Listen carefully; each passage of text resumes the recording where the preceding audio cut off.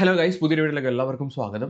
ദീപകിനെ പറ്റിയാണ് ഈ വീഡിയോയിലും സംസാരിക്കാനുള്ളത്. ഞാൻ ആദ്യം തന്നെ ഒരു വോയിസ് കേൾപ്പിക്കാം. ഈ മനുഷ്യൻ ഇങ്ങനെ ഒരു പ്രവൃത്തി ചെയ്യുമോ ഇല്ലയോ എന്ന് ഈ ഒരു വോയിസ് കേട്ടിട്ട് നിങ്ങൾ തീരുമാനിക്കും. ഈ വോയിസിനകത്ത് ഒരു പെൺകുട്ടിക്ക് ഉണ്ടായ ഒരു അനുഭവമാണ് അവൾ പങ്കുവെക്കുന്നത്. ഒരു കൊല്ലം മുമ്പ് ഈ ദീപക് ഈ പെൺകുട്ടിയുടെ കൂടെ ബസ് യാത്ര ചെയ്യുന്നുണ്ടായിരുന്നു. ആ സമയത്ത് ഇവക്ക് പീരീഡ്സിന്റെ പെയിൻ ആയിരുന്നു. ആ സമയത്ത് ഈ പെൺകുട്ടിയെ എടുത്ത് ദീപക് എങ്ങനെയാണ് പെരുമാറിയത്, എത്ര കെയറോട് കൂടിയാണ് അയാൾ സംസാരിച്ചതെന്ന് ആ പെൺകുട്ടിയുടെ വോയിസിൽ നിന്ന് വ്യക്തമാണ്. നിങ്ങൾ ഈ വോയിസ് ഒന്ന് കേൾക്ക്. ഇത് ഹലോ മല്ലു എന്ന് പറയുന്ന ഒരു ഇൻസ്റ്റാഗ്രാം അക്കൗണ്ടിലെ പുള്ളിക്ക് ആ പെൺകുട്ടി അയച്ചു കൊടുത്ത വോയിസ് ആണ്. നമ്മളിങ്ങനെ പിടിക്കത്തില്ലേ ഇരുന്ന് സീറ്റ് അതിന്റെ ഫ്രണ്ടിൽ ഇങ്ങനെ ബാക്കിൽ ഇങ്ങനെ മറ്റേ കമ്പിയില്ല അത് പിടിച്ചിട്ട് ഇങ്ങനെ ഭയങ്കര വേദനയായിട്ടിരിക്കും. പീരീഡ്സ് ആയിട്ട് ഭയങ്കര വേദനയായിട്ട് അപ്പൊ പുള്ളി ചോദിച്ചു മോനെ എന്ത് പറ്റിയെന്ന് ചോദിച്ചപ്പോൾ എനിക്ക് അതാറ് നല്ല ഓർമ്മയുണ്ട് പുള്ളിയാണെന്നുള്ളത്. അപ്പോഴാണ് ശരിക്കും പുള്ളിയുടെ ഫേസ് കാണുന്നത്. അപ്പോൾ ചോദിച്ചു എന്ത് പറ്റിയെന്ന്. അപ്പൊ ഞാൻ കാര്യങ്ങളൊക്കെ പറഞ്ഞു. അപ്പോൾ പറഞ്ഞു അയ്യോ പെയിൻ കില്ലർ വല്ലതും ഉണ്ടാ. അപ്പൊ അമ്മയോട് ചോദിക്കുക പറഞ്ഞു. അപ്പൊ അമ്മയ്ക്ക് വയ്യായിരിക്കായിരുന്നു. അപ്പൊ ഞാൻ പറഞ്ഞു അയ്യോ വേണ്ട ചേട്ടാ അറിയില്ല അമ്മ കിടന്നോട്ടെ എന്ന് പറഞ്ഞു. അപ്പം പുള്ളിയുടെ കയ്യിൽ ഇരുന്ന പാരസെറ്റമോൾ എടുത്തത്. ഇപ്പൊ തലവേദന വല്ലതും ഉണ്ടായിട്ട് ഇപ്പൊ തൽക്കാലം കഴിക്കുന്ന പറഞ്ഞ് എനിക്ക് തന്നു. അങ്ങനെയാണ് മിണ്ടിയത്. അങ്ങനെയാണ് പറഞ്ഞ ഇങ്ങനെ പോയിട്ട് എവിടെയാ പോയിട്ട് വരുവാന്നൊക്കെ പറഞ്ഞു. ഇങ്ങനെ പുള്ളിയുടെ പേരൊക്കെ പറഞ്ഞു കുഞ്ഞുണ്ടെന്നൊക്കെ പറഞ്ഞു. അപ്പൊ എനിക്ക് ഇങ്ങനെ ഓർമ്മയുണ്ട്. അങ്ങനെ പറഞ്ഞിട്ട് കുറെ വർത്താനമൊക്കെ പറയുകയൊക്കെ ചെയ്തപ്പോ എനിക്ക് എക്സാമിന്റെ ഒക്കെ ടെൻഷൻ ആയിട്ടിരിക്കുന്നു. അപ്പൊ പറഞ്ഞു എന്തിനാ പേടിക്കുന്നത്, ഇനി നമുക്ക് എന്തോരം ഇങ്ങനെ കിടക്കുവാണ്, ഇനി എന്തോരം കാണാൻ, ഞാനൊക്കെ ഇത്രയും പ്രായം എന്തോരം സ്ട്രഗിളോടെ വരുന്നത്, ഇപ്പോഴും സ്ട്രഗിൾ ആണ്, ഇനി അങ്ങോട്ട് എപ്പോഴും സ്ട്രഗിൾ ആയിരിക്കും, നമുക്ക് ഒന്നും പറഞ്ഞ് പേടിച്ചിരിക്കാൻ പറ്റുമോ എന്നൊക്കെ പറഞ്ഞു. അപ്പൊ ഞാൻ പറഞ്ഞു എനിക്കിങ്ങനെ ഭയങ്കര ടെൻഷനാണ്, എന്ത് ചെയ്യണമെന്ന് അറിയത്തില്ല. ഒരു കൊല്ലം മുമ്പ് നടന്ന സംഭവമാണ്. ആ പെൺകുട്ടി ഇപ്പോഴും അദ്ദേഹത്തിന്റെ മുഖം ഓർത്തിരിക്കുന്നുണ്ടെങ്കിൽ അന്ന് അത്ര നല്ല രീതിയിലായിരിക്കണം ആ പെൺകുട്ടിയെ എടുത്ത് അയാൾ പെരുമാറിയത്. സാധാരണ നല്ല രീതിയിൽ പെരുമാറുന്ന മുഖമൊന്നും നമ്മൾ ഓർത്തിരിക്കാറില്ല. നമ്മുടെ അടുത്ത് മോശമായിട്ട് പെരുമാറുന്ന ആൾക്കാരുടെ മുഖം മാത്രമേ നമ്മുടെ മൈൻഡിലോട്ട് ആദ്യം വരുത്തുള്ളൂ. ബട്ട് എന്നിട്ടും അത്രയും നല്ല രീതിയിൽ അദ്ദേഹം പെരുമാറിയോണ്ടായിരിക്കണമല്ലോ, ഒരു ഏട്ടനെ പോലെ ചോദിച്ച് മനസ്സിലാക്കിയതുകൊണ്ടായിരിക്കണം ഇന്ന് അവൾ ആ മുഖം ഓർത്തിരിക്കാനുള്ള കാരണം. ഇങ്ങനെയുള്ള ഒരു മനുഷ്യൻ ഒരു പെൺകുട്ടിയെ എടുത്ത് അപമര്യാദയായിട്ട് പെരുമാറുമെന്ന് പറഞ്ഞാൽ പോലും നമുക്ക് വിശ്വസിക്കാൻ ബുദ്ധിമുട്ടുണ്ട്. അപ്പോഴാണ് ഒരു ഫേക്ക് വീഡിയോ ആയിട്ട് അവൾ അങ്ങോട്ട് പോയി കൊണ്ടുപോയിട്ട് ഒരച്ചിട്ട് അവൾ വന്നിട്ട് കൊണയടിക്കുന്നത്. ഇവക്ക് ഈ ഒരു കാര്യത്തിൽ ഒരു ലെവലേഷൻ പോലും കുറ്റബോധമില്ലെന്ന് ഇന്നലെ ആ ഒരു ഏഷ്യാനെറ്റ് ന്യൂസിനകത്ത് കൊടുത്ത ഇവിടെ വോയിസിനകത്ത് നിന്ന് 100% നമുക്ക് മനസ്സിലായിട്ടുള്ള ഒരു കാര്യമാണ്. ഇവക്ക് ഒരു തരത്തിലുള്ള കുറ്റബോധവും ആ ഒരു കാര്യത്തിലില്ല. ഇന്ന് അത് ഒന്നും കൂടെ മനസ്സിലായി. കാര്യം എന്താണെന്ന് വെച്ച് കഴിഞ്ഞാൽ ഈ ഒരു ഇഷ്യൂ നടക്കുന്ന സമയത്ത് ഇവിടെ അക്കൗണ്ടിൽ 8,000 ഫോളോവേഴ്സ് മാത്രമായിരുന്നു ഉണ്ടായിരുന്നത്. അതിനുശേഷം ഇവിടെ അക്കൗണ്ട് പ്രൈവറ്റ് ആക്കുന്നു. കുറെ ആളുകൾ ഇവിടെ അക്കൗണ്ടിലോട്ട് ചെന്ന് ഫോളോ ചെയ്യുന്നു. അതിന് ആളുകൾ എന്തിനാണ് ഫോളോ ചെയ്യുന്നത് അറിയത്തില്ല. ഇത് ആരാണെന്ന് അറിയാൻ വേണ്ടിയിട്ടാണോ ഫോളോ ചെയ്യുന്നത്, വാട്ട് എവർ, എന്ത് തേങ്ങയാണെങ്കിലും ഇവിടെ അക്കൗണ്ട് 8,000-ൽ നിന്ന് 11,500 വരുന്നു. ഏതാണ്ട് ഒരു 11,500 ആയ സമയത്ത് കുറെ ആളുകൾ വീഡിയോ ചെയ്തു ഇവിടെ അക്കൗണ്ട് എന്തിനാണ് ഫോളോ ചെയ്യുന്നത്, ഇവിടെ അക്കൗണ്ട് റിപ്പോർട്ട് അടിക്കൂ എന്ന് പറഞ്ഞിട്ട്. അങ്ങനെ ഒരു മാസ് റിപ്പോർട്ട് ഈ അക്കൗണ്ടിലോട്ട് വരികയും ഒരു അൺഫോളോ വരികയും ചെയ്ത സമയത്ത് ഇവിടെ അക്കൗണ്ട് നിലനിർത്തണം. ഇവർക്ക് അതാണ് മുഖ്യം. ഇവിടെ അക്കൗണ്ട് നിലനിർത്താൻ വേണ്ടി ഇവള് ചെയ്ത പരിപാടി അക്കൗണ്ട് ഡീആക്ടിവേറ്റ് ചെയ്തു. ഇന്നലെ ഇവിടെ അക്കൗണ്ട് നോക്കുന്ന സമയത്ത് ഇവിടെ അക്കൗണ്ട് നിലവിലില്ല, പ്രൊഫൈൽ എക്സിസ്റ്റ് ചെയ്യുന്നില്ല എന്നുള്ള ഒരു മെസ്സേജ് മാത്രമാണ് കാണുന്നത്. എന്നാൽ ഇന്ന് രാവിലെ നോക്കിയ സമയത്ത് ഈ അക്കൗണ്ട് പിന്നെയും തിരിച്ചു വന്നിരിക്കുന്നു. അപ്പം ഇവക്ക് അവിടെ അക്കൗണ്ട് നിലനിർത്തണം, മനസ്സിലായോ? ഇവിടെ അക്കൗണ്ടാണ് നമുക്ക് വലുത്. ആളുകൾ മാസ് റിപ്പോർട്ട് അടിച്ച് ആ 11,000 ഫോളോവേഴ്സ് കയറി അക്കൗണ്ട് കളയാതിരിക്കാൻ വേണ്ടി അവളത് ഡീആക്ടിവേറ്റ് ചെയ്യുന്നു. എന്നിട്ടും ആളുകൾ കുറെ ഇറങ്ങിപ്പോയി. ഇപ്പൊ 10,500 പേരെങ്ങാണ്ട് ഇപ്പോഴും 10,500 പേരെങ്ങാണ്ട് ഇപ്പോഴും ആ സ്റ്റിൽ അക്കൗണ്ട് ഫോളോ ചെയ്യുന്നുണ്ട്. എനിക്ക് പറയാനുള്ളത് ഇങ്ങനെയുള്ള പുഴുക്കുത്തുകളെ ഈ സൊസൈറ്റിയിൽ വെച്ചുകൊണ്ടിരിക്കേണ്ട യാതൊരു ആവശ്യമില്ല. ഇവളെ നിയമം ഒന്നും ചെയ്യാൻ പോകുന്നൊന്നുമില്ല. നിയമത്തിലൊന്നും ഇവളെ ഒന്നും ചെയ്യാനൊന്നും സാധിക്കത്തൊന്നുമില്ല. അതുകൊണ്ട് നിങ്ങൾ ഇൻസ്റ്റാഗ്രാം യൂസ് ചെയ്യുന്ന ആളാണെങ്കിൽ ഷിംജിത് എന്നാണ് ഇവിടെ അക്കൗണ്ടിന്റെ പേര്. ഇതാണ് അവിടെ അക്കൗണ്ട്. ഈ മേളിലത്തെ ഈ സാധനം ടൈപ്പ് ചെയ്ത് കൊടുത്തു കഴിഞ്ഞാൽ അക്കൗണ്ട് കിട്ടും. ഈ അക്കൗണ്ടിൽ കയറുക, മേളിലൊരു 3 ബട്ടൺ ഉണ്ടാവും. അതിനകത്ത് ക്ലിക്ക് ചെയ്ത് കഴിഞ്ഞാൽ റിപ്പോർട്ട് അക്കൗണ്ട് എന്ന് പറഞ്ഞൊരു സംഭവം ഡയലോഗ് ബോക്സ് വരും. അതിനകത്ത് കൊടുത്ത് നിങ്ങൾ റിപ്പോർട്ട് അടിക്കുക. മാക്സിമം ആളുകൾ റിപ്പോർട്ട് അടിക്കുക, ഇവിടെ അക്കൗണ്ട് കളയുക. ഇൻസ്റ്റാഗ്രാമിനകത്ത് അക്കൗണ്ട് മാസീവായിട്ട് റിപ്പോർട്ട് അടിച്ചു കഴിഞ്ഞാൽ അക്കൗണ്ട് ഡിലീറ്റ് ആയി പോക്കോളും. ഓക്കെ, യൂട്യൂബിനകത്ത് പരിപാടി നടക്കത്തില്ല. അതാണ് പറയുന്നത്. ഇവക്ക് മരിച്ച കാര്യം ഒന്നും ഒരു പ്രശ്നമല്ല. അവിടെ സംസാരത്തിൽ നിന്ന് തന്നെ തെളിഞ്ഞതാണ്. ഇപ്പൊ അക്കൗണ്ട് പോകാതെ നോക്കലാണ് അവിടെ പരിപാടി. ഇവിടെ ഏതോ വാർഡിലെ മെമ്പർ എങ്ങാണ്ടായിരുന്നു, കഴിഞ്ഞോട്ടം നിന്ന് തോറ്റേന്റെ പോസ്റ്റർ ആയിരുന്നു തോന്നുന്നു. അരിക്കോട് പഞ്ചായത്തിലെ 14-ാം വാർഡ് UDF സ്ഥാനാർത്ഥി, ജനഹൃദയങ്ങളിൽ 1ാമത്, ബാലറ്റിൽ 2ാമത്. ഇപ്പൊ ജനഹൃദയങ്ങളിൽ നീ 1ാമതായിട്ടുണ്ട്. ഇനിയിപ്പോ കറക്റ്റ് നിന്റെ അത്രയും ഫേമസ് ആയിട്ടുള്ള വേറെ ആരും ഇല്ല. നിന്റെ ആഗ്രഹം അത് തന്നെ ആയിരുന്നല്ലോ, ഫേമസ് ആകുക. നീ കറക്റ്റ് കേരളം മൊത്തം ഫേമസ് ആയിട്ടുണ്ട്. എന്റെ ഒരു ആഗ്രഹം ഇത് ഓൾ ഇന്ത്യ തലത്തിൽ ഈ ഒരു വാർത്ത ചർച്ച ചെയ്യണം എന്നുള്ളതാണ്. കാരണം ഇത് കേരളത്തിൽ മാത്രം ഒതുങ്ങി നിൽക്കുന്ന ഒരു സബ്ജക്റ്റ് അല്ല. നമ്മുടെ ഈ രാജ്യത്ത് തന്നെ ഇതുപോലുള്ള കുറെ ഇൻസിഡൻസ് നടക്കുന്നുണ്ട്. ഇതുപോലെ കോണ്ടന്റ് ക്രിയേറ്റ് ചെയ്യാൻ വേണ്ടിയിട്ട് നിരപരാധികളായിട്ടുള്ള ആളുകളെ കൊലയ്ക്ക് കൊടുക്കുന്ന പരിപാടി ഇത് നിർത്തണം. ഇതിനെതിരെ ഒരു നിയമം തന്നെ വരണം. എന്നാലേ ഇതൊക്കെ പഠിക്കത്തുള്ളൂ. ഈ ദീപകിന്റെ അച്ഛന്റെ അമ്മയുടെയും റെസ്പോൺസ് വന്നിട്ടുണ്ട് ന്യൂസ് ചാനലിനകത്ത്. ഇവളത് കാണുന്നുണ്ടോ എന്തോ, അത് കണ്ടിട്ട് നിനക്ക് സഹിക്കാൻ പറ്റുന്നുണ്ടോ? നിനക്ക് കുഴപ്പമില്ലായിരിക്കും, നീയൊക്കെ സഹിക്കും. നീ മറ്റേ എന്തുവാ അവിടെ പേരെന്തൊരു ശ്രീലക്ഷ്മി പറിക്കൽ അല്ല, ശ്രീലക്ഷ്മി അറക്കൽ. അവൾ അറക്കലല്ല, അവൾ അറപ്പാണ്. ശ്രീലക്ഷ്മി അറപ്പ്. അവളെ കാണുന്നതന്നെ അറപ്പാണ്. അവക്കൊക്കെ അവരുടെ കരച്ചിൽ കണ്ടു കഴിഞ്ഞാൽ പ്രത്യേകിച്ച് ഒന്നും തോന്നത്തൊന്നുമില്ല. സ്വന്തം മകൻ നഷ്ടപ്പെട്ട് ചങ്ക് പൊട്ടി കരയുന്ന അച്ഛന്റെ അമ്മയുടെയും ആ മുഖം ഒന്നും കണ്ടു കഴിഞ്ഞാൽ അവർക്ക് പ്രശ്നമൊന്നും തോന്നുന്നില്ല. പക്ഷെ സാധാരണക്കാർക്ക് അത് കണ്ടു കഴിഞ്ഞാൻ ബുദ്ധിമുട്ടുണ്ട്. മനസ്സിലായോ? അങ്ങനെ വിട്ടാൻ പറ്റില്ല. ഒന്നുമില്ലാത്തൊരു ഇതിനെ ഇങ്ങനെ ആക്കിയിട്ട് മോനാണെങ്കിൽ ഒരു ഇതിലേക്കും പോകാത്ത വ്യക്തിയാണ്. അപ്പോൾ ആ ഇതിനെ ഇങ്ങനെ പറയുമ്പോൾ മോനൊരു അമ്മാനെ ഉണ്ട് ആളുടെയിലും ഇതൊക്കെ ഈ പബ്ലിസിറ്റി ആക്കിക്കൊണ്ട് ഭയങ്കര വിഷമമുണ്ടായി ഇത് വരാൻ സംഗതി ബാധിക്കുകയാണല്ലോ.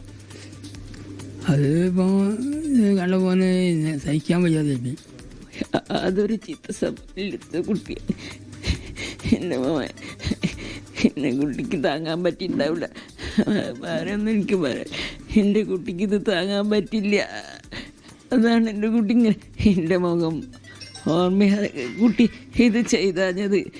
എൻ്റെ കുട്ടിക്ക് ഇത് താങ്ങാൻ പറ്റില്ല. അത്രത്തെ ഒരു പേർക്ക് ഈ വയസ്സ് വരെ എൻ്റെ കുട്ടി ഒരു ചീത്തപ്പേര് എൻ്റെ കുട്ടി പറയിപ്പിച്ചിട്ടില്ല. എൻ്റെ കുട്ടിക്ക് ഇത് താങ്ങാൻ പറ്റുന്നുണ്ടാവില്ല. അതാണ്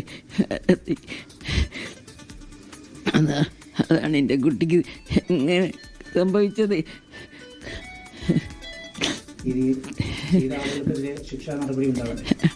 അതുണ്ടായിക്കോട്ടെ. ഇനി ഒരാൾക്കും ഇങ്ങനെ വരരുത്. ഒരമ്മമാരും ഇങ്ങനെ വേദനിക്കുക.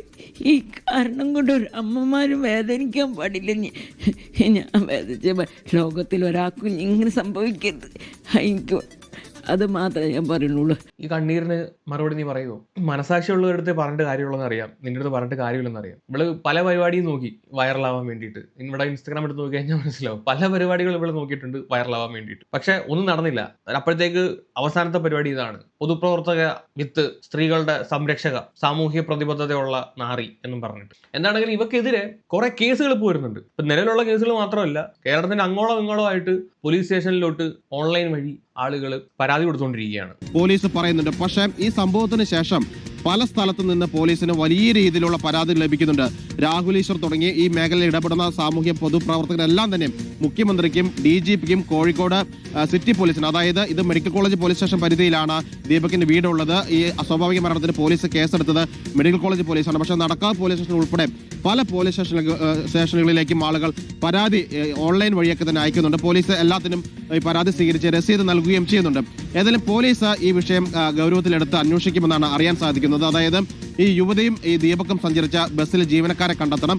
ഇവർക്കൊപ്പം അന്നേ ദിവസം യാത്ര ചെയ്ത യാത്രക്കാരെ കണ്ടെത്തണം. അവരുടെ വിവരങ്ങൾ ശേഖരിക്കണം. കാരണം ഇത്തരത്തിലൊരു സംഭവം നടന്നോ എന്ന് പരിശോധിക്കേണ്ടതുണ്ട്. കാരണം യുവതി പറയുന്ന പ്രകാരം ദീപക് ലൈംഗിക അതിക്രമം കാണിച്ചു എന്ന് പറഞ്ഞുകൊണ്ട് ഈ കൈ തട്ടുന്ന ഒരു ദൃശ്യങ്ങളാണ് പുറത്തുവിട്ടിരിക്കുന്നത്. പലതരത്തിലുള്ള അന്ന് തന്നെ വെള്ളിയാഴ്ച മുതൽ തന്നെ പലതരത്തിലുള്ള കമന്റുകൾ വന്നിട്ട് യുവതിയെ കുറ്റപ്പെടുത്തിക്കൊണ്ടൊക്കെ തന്നെ വലിയ രീതിയിലുള്ള ഉറപ്പായിട്ടൊരു അന്വേഷണം വേണം. കാര്യം എന്ന് പറഞ്ഞു കഴിഞ്ഞാൽ ഇതിനകത്ത് ഒരാളുടെ ഇൻവോൾവ് ആണ്, ഒരു പെൺകുട്ടിയും കൂടി ഇതിനകത്ത് ഇൻവോൾവ് ആണ്. ഇവള് പറയുന്ന ഒരു പെൺകുട്ടി, ഇവള് പറയുന്നല്ലോ വേറൊരു പെൺകുട്ടിക്ക് ഡിസ്റ്റർബൻസ് തോന്നിയതിന് ശേഷമാണ് ഇവള് പോയിട്ട് പ്രതികരിച്ചതെന്ന്. ആ പെൺകുട്ടിയുടെ മൊഴിയാണ് ഇതിനകത്ത് വാലിഡ് ആയിട്ടുള്ളത്. ആ പെൺകുട്ടിയെ കണ്ടുപിടിക്കണം. ആ പെൺകുട്ടിക്ക് അങ്ങനെ ഒരു അനുഭവം ഉണ്ടായിട്ടുണ്ടോ ഇല്ലയോ എന്ന് ആദ്യം അറിയണം. പിന്നെ വേറെ കാര്യമുണ്ട്, ഇവള് പൊളിറ്റിക്കലി അത്യാവശ്യം പിടിപാടുള്ളവളാണ്. പോലീസ് തപ്പിപ്പിടിച്ച് അങ്ങ് ചെല്ലുന്നതിന് മുമ്പ് ആ പെൺകുട്ടിയെ കണ്ടെത്തി അവളെ സ്വാധീനിച്ച് അവളെ കൊണ്ട് മൊഴി മാറ്റി പറയാനുള്ള സാധ്യത ഇവിടെ ഉണ്ട്. അതുകൊണ്ട് പോലീസ് തന്നെ കണ്ടുപിടിച്ച് ഇതിന് വേണ്ട നടപടികൾ എടുക്കണം. എന്നാലും ഒരു പ്രശ്നമുണ്ട്, ഇവക്ക് പോലീസിലും പിടിപാടുണ്ട്. കാര്യം എന്ന് പറഞ്ഞാൽ ഇവള് പറഞ്ഞേക്കുന്നത് ഈ ഒരു സംഭവം കഴിഞ്ഞപ്പോൾ തന്നെ പോലീസിനെ വിളിച്ച് അറിയിച്ചു എന്നാണ്. കാര്യം പോലീസുമായിട്ട് ഡയറക്റ്റ് കോൺടാക്ട് ഉള്ള ആളുകളാണ്. ഒരു പൊളിറ്റിക്കൽ പാർട്ടിയുടെ വക്താവ് കൂടി ആവുന്ന സമയത്ത് നല്ല പിടിപാട് വരും. ഏത് രീതിയിലും ഈ ഒരു കേസ് മുക്കിക്കളയാനുള്ള എല്ലാ തരത്തിലുള്ള പണിയും ഇവർ ചെയ്യും. ഇപ്പൊ തന്നെ ചെയ്തു തുടങ്ങിയിട്ടുണ്ടാവും, ഉറപ്പായിട്ട് ചെയ്തു തുടങ്ങിയിട്ടുണ്ടാവും. ഇനി മറ്റൊരു മുതുവാണത്തെ ഞാൻ കാണിച്ചു തരാം. ഈ ഒരു ഇഷ്യൂവിന്റെ ഇടയിൽ കൂടെ വർഗീയത തിരികെ കയറ്റാൻ ശ്രമിക്കുന്ന ഒരു ലക്ഷ്മി കന്നത്തോ അവിടെ കന്നത്തൽ മുത്തമിട്ടാൽ കൊടുക്കണ ഒരെണ്ണം ഒന്ന് വായിക്കാം. ഗഫൂർ പറഞ്ഞ അസ്ത്രങ്ങളിൽ ഒന്നാണ് ഹിന്ദു പുരുഷന്മാരെ വ്യക്തിഹത്യ നടത്താൻ ടിപ്പുവിന്റെ മുന്നിൽപ്പെട്ട് ഭയന്ന് പേരും തോലും പൈതൃകവും പോയ കുറെ എണ്ണത്തിന്റെ പിൻഗാമികൾ ഇറങ്ങിയിട്ടുണ്ട്. ഹിന്ദുക്കൾ സൂക്ഷിക്കുക. ഹിന്ദു വേട്ടയുടെ പുതിയ വെർഷൻ ഇനിയും വരാം. ബസ്സിൽ വ്യാജ പീഡനാരോപണം ഉന്നയിച്ച് സ്വയം വൈറലാകാൻ നോക്കിയ താത്തയാണ് ഈ നിരപരാധിയുടെ വിധിക്ക് ഉത്തരവാദി. ലക്ഷ്മി കന്നത്ത്. ഇതിനകത്ത് എന്തിനാണ് ഈ വർഗീയത തുപ്പാൻ വേണ്ടിയിട്ട് ഈ നാറിയെ പോലുള്ളവൾമാര് നിൽക്കുന്നത്? ഇന്നലെ ഒരുത്തി വന്ന് ഒരു ഫെമിനിസ്റ്റ് ചിന്താഗതിയുമായിട്ട്, അത് അവള് ഫെമിനിസ്റ്റ് ഒന്നുമല്ല, അവള് വേറെ അത് കൂടി ഏതോ വിഷമാണ്, ലക്ഷ്മി അറപ്പൽ. അതുപോലുള്ള തരത്തിലുള്ള വേറൊരു വിഷമാണിത്. വർഗീയത, ഇതിന്റെ അകത്തൂടെ വർഗീയത കുത്തിക്കയറ്റി നമ്മുടെ നാട്ടിൽ ഒരു കലാപം ഉണ്ടാക്കാൻ ശ്രമിക്കുന്ന ഒരു നാറി. ഇവർക്കൊക്കെ വേറെ പണിയില്ല, സീരിയസ് എനിക്ക് മനസ്സിലാവുന്നില്ല. അതിന്റെ അകത്തും വർഗീയത, തമ്മി തല്ലിച്ച് ആളുകളെ തമ്മി തല്ലിച്ച് കൊല്ലാൻ വേണ്ടിയിട്ട് ഇങ്ങനെ കുറെ എണ്ണം ഇങ്ങനെ നിൽക്കുകയാണ്. അല്ല, ഞാൻ ഒരു കാര്യം ചോദിച്ചോട്ടെ, ഇവർ പറയുന്നുണ്ടല്ലോ ഹിന്ദു പുരുഷന്മാരെ വ്യക്തിഹത്യ നടത്താനെന്നും പറഞ്ഞിട്ട്. ഈ ബസ്സിൽ യാത്ര ചെയ്യുന്ന ഒരാളുടെ ഫേസ് കണ്ടു കഴിഞ്ഞാൽ അയാൾ ഹിന്ദു ആണോ മുസ്ലിം ആണോ, ചിലപ്പോൾ വസ്ത്രധാരണത്തിൽ തൊപ്പിയൊക്കെ വെച്ചിട്ടുണ്ടെങ്കിൽ അത് മനസ്സിലാവുമായിരിക്കും. ഇയാളെ ഈ പറഞ്ഞ ദീപക് അവിടെ നിൽക്കുന്ന കണ്ടിട്ട് ഈ സ്ത്രീക്ക് മനസ്സിലായോ അത് ഹിന്ദു ആണോ മുസ്ലിം ആണോ ക്രിസ്ത്യൻ ആണോ എന്ന്? അയാളുടെ ഫോട്ടോ കണ്ടാൽ പോലും മനസ്സിലാവത്തില്ല അങ്ങേര് ഏത് ജാതിയാണെന്ന്. കുറിയോ കാര്യങ്ങളോ ഒന്നും തന്നെ ഇല്ലല്ലോ. അപ്പൊ പിന്നെ നിങ്ങൾ ഈ പറഞ്ഞ ഈ കാര്യത്തിനകത്ത് എന്ത് അടിസ്ഥാനമാണ് എന്റെ പൊന്നി ലക്ഷ്മി കന്നത്തെ ഉള്ളത്? ഹിന്ദു പുരുഷന്മാരെ നോട്ടം വിട്ട് പിടിച്ച് വ്യക്തിഹത്യ നടത്തുക, എന്നിട്ട് അവരെ മരണത്തിലോട്ട് തള്ളിയിടുക. ഭയങ്കര തരത്തിലുള്ള വ്യാഖ്യാനങ്ങളാണ്. വെറുതെ ഇരിക്കുന്ന മനുഷ്യന്മാരുടെ ഉള്ളിലോട്ട് വിഷം ചീറ്റുന്ന പരിപാടി. ഇവക്കൊക്കെ ഇതിനെ മതസ്പർദ്ധയ്ക്ക് കേസെടുക്കണം.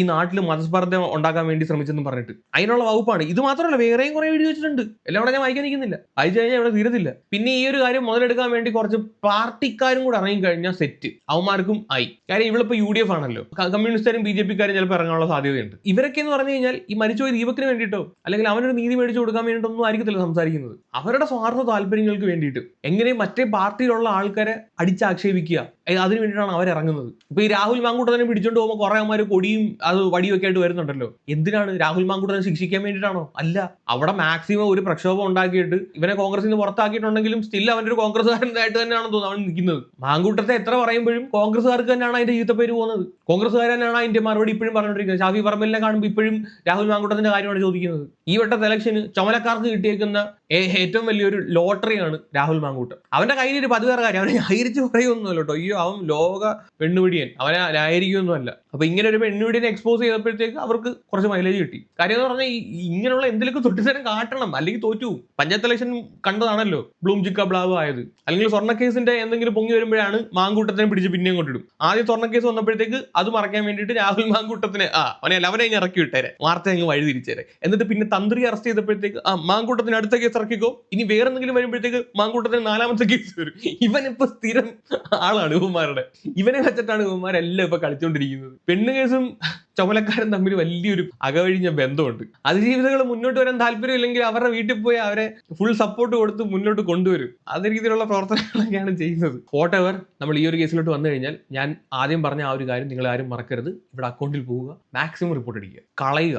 അവൾ ആ അക്കൗണ്ട് വളർത്തിക്കൊണ്ട് വരാൻ വേണ്ടിയാണല്ലോ അത് ചെയ്തത്. ഇനി അവൾ അത് അർഹിക്കുന്നില്ല. അതോടൊപ്പം തന്നെ പറ്റുമെങ്കിൽ മറ്റേ അറക്കൽ ചേച്ചി അവിടെ അക്കൗണ്ടും കൂടെ ഫേസ്ബുക്ക് കയറി ഒന്ന് റിപ്പോർട്ട് അടിച്ചാൽ. കാര്യം എന്ന് പറഞ്ഞാൽ ഇവളുമാരൊക്കെ കപടമുഖമായിട്ട് നമ്മുടെ സമൂഹത്തിൽ ജീവിക്കുന്നവന്മാരാണ്. ഈ ശ്രീലക്ഷ്മി അറക്കലിനെ പോലുള്ളവരൊക്കെ ത്രെട്ടാണ്, ഈ സമൂഹത്തിന് തന്നെ ത്രെട്ടാണ്. ഇവളൊക്കെ സ്ത്രീകൾക്ക് വേണ്ടിയിട്ട് നിലകൊള്ളുക എന്നുള്ള രീതിയിലൊക്കെയാണ് ഇവിടെ പ്രൊഫൈൽ എടുത്ത് നോക്കുമ്പോൾ മനസ്സിലാവുന്നത്. വലിയ എന്തോ ഫെമിനിറ്റി ആണെന്നുള്ള രീതിയിലൊക്കെയാണ് നിൽക്കുന്നത്. പക്ഷേ സ്ത്രീകളുടെ തന്നെ ഏറ്റവും വലിയ ശാപം ഇവളെ പോലുള്ള പുഴുക്കുത്തുകളാണ്. അതാദ്യം മനസ്സിലാക്കുക. കൂടുതലൊന്നും എനിക്ക് പറയാനില്ല ഗൈസ്. എന്താണ് നിങ്ങളുടെ ഒപ്പീനിയൻ? താഴെ ഒന്ന് കമന്റ് ചെയ്യുക. വേറെ വീഡിയോ ഇട്ട് വരാം. അപ്പൊ ശരി.